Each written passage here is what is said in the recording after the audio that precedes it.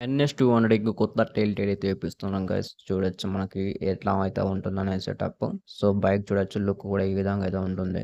దీనికైతే కాస్త ప్రాసెస్ ఉంది. దీని కనెక్షన్స్ అయితే ఫస్ట్ మనం తీసేసుకోవాలి. ఈ 3 ప్లగ్స్ అయితే ఉన్నాయి కదా! వైర్ కనెక్షన్స్ తీసేసుకోవాలి. బైక్ లుక్ వచ్చేప్పుడు చూడొచ్చు తీసేసిన తర్వాత ఎట్లా ఉంటుందనేది. ఇది 46 అనే ఒక యూనివర్సల్ టెయిల్ టైడ్ ఏ బైక్ అయినా వస్తాయి. కాకపోతే ఒకటే ప్రాబ్లమ్ ఇండికేటర్స్ సక్కగా సెట్ అవుతలేదు.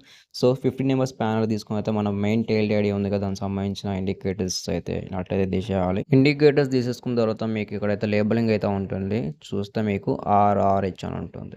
RRH అంటే ఏందంటే రియర్ రైట్ హ్యాండ్ సైడ్ అని అర్థం. ఇంకోటి RLH ఇంకో ఇండికేటర్. ఇది లెఫ్ట్ సైడ్ సంబంధించింది. సో, ఫిట్టింగ్ కరెక్ట్ అవ్వట్లేదు టు బి ఫ్రాంక్‌గా చెప్పాలంటే. సో, నేనేం చేశానంటే ఆటోమొబైల్‌లో ఎక్స్ట్రా బోల్ట్ ఏసుకున్నా. 10 అయితే ఉంటుంది కదా! స్టియర్‌లీ.